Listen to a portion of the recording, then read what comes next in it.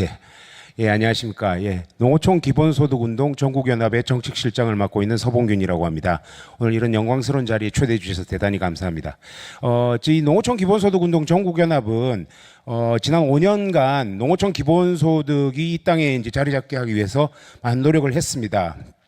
그럼에도 불구하고 많은 난관이 있었는데 그 이재명 정부의 기본사회라고 하는 국정방향에서 가장 핵심적인 과제가 농어촌 기본소득이고, 사실 제가 많은 반대가 있었다고 제가 알고 있습니다. 그런데 우리 장관님께서 큰 결단을 내려주셔가지고 여러 반대를 무릅쓰고 이렇게 빠르게 시범 사업이 되는 거에 대해서 다시 한번 감사의 말씀을 일단 드리겠습니다.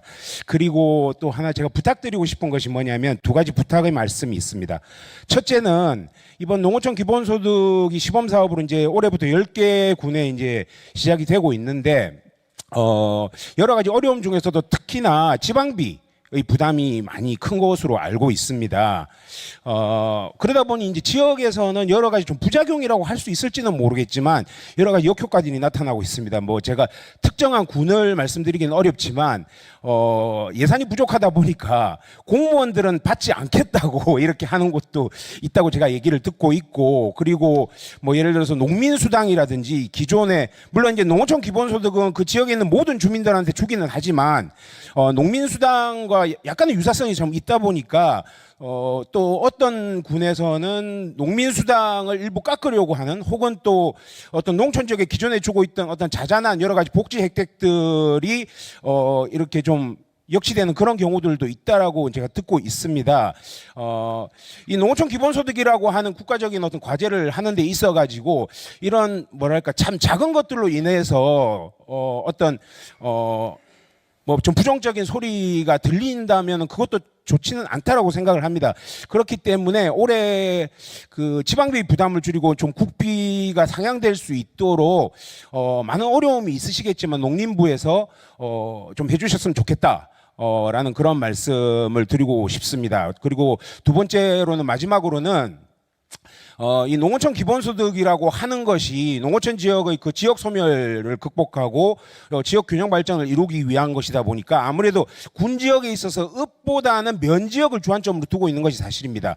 그렇기 때문에 면 지역에서 어떤 지역 화폐의 소비를 많이 이제 활성화시켜야 되겠는데, 그것이 어떻게 또 사용하는 소비자들 입장에서 보자라고 한다면은 소비자들이 어쨌든 현재는 면 지역에 쓰는 곳이 좀 제한돼 있다 보니까 거기서 쓰는 것이 힘드니까 예를 들어서 읍 지역이라든지 중심지 지역으로 좀 쓸 수 있도록 해달라라는 그런 요구들이 있는 것으로 알고 있습니다. 물론 그러한 사정을 제가 이해를 못하는 바는 아님에도 불구하고 그런 것이 그 농어촌 기본소득이라고 하는 지역 균형 발전, 지방 소멸을 극복하기 위한 목적을 근본적으로 침해하는 것은 될 수 없겠다. 라는 그런 생각을 들고 있기 때문에 농림부에서 그러한 어떤 지역의 민원을 물론 받아들이셨겠지만 그것을 적절하게 좀 안배를 해가지고 가장 최선의 절충점을 찾아주셨으면 하는 바람입니다. 예, 이상입니다. 감사합니다.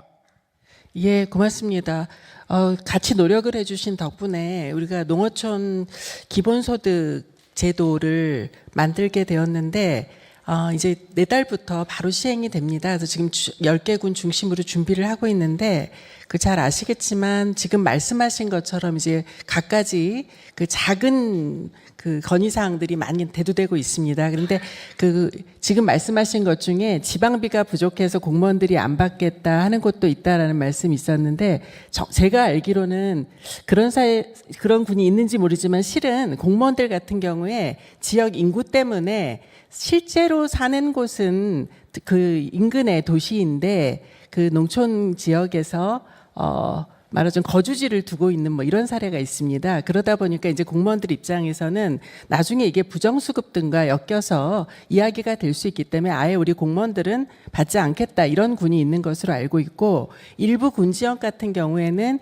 기존에 각종 수당들 주는 것들을 나름으로 지출 구조 조정을 했습니다. 그래서 기본 소득으로 이제 함께 묶어서 드리겠다라고 했는데 이제 기존에 받으시는 분들 입장에서는 원래 내가 땡땡 수당으로 5만 원 받았는데 기본 소득 15만 원이니까 20만 원 받는 줄 알았는데 말하자면 합쳐서 15만 원인 것을 알고 약간 이제 그 부분이 줬던 거 뺐나 뭐 이제 이렇게 좀 걱정하시는 분들이 있는데 실은 군수님들 제가 의견을 다 들어보니 그런 경우는 하나도 없다 그래요. 그러니까 기존보다 좀 더해지는 것이지 기존보다 적어지는 경우는 하나도 없습니다라는 이야기를 하는데 이 부분도 말씀하신 것처럼 실은 이런 문제들이 저희가 조금 더 안정적인 재원을 확보할 수 있다면 더 많은 지역에 그리고 또 지방의 부담을 좀 줄여가면서 기본소득 제도를 확산할 수 있기 때문에 저희들은 지금 한 2년간의 시범 사업을 해보면서 지역이 가지고 있는 여러 문제점들을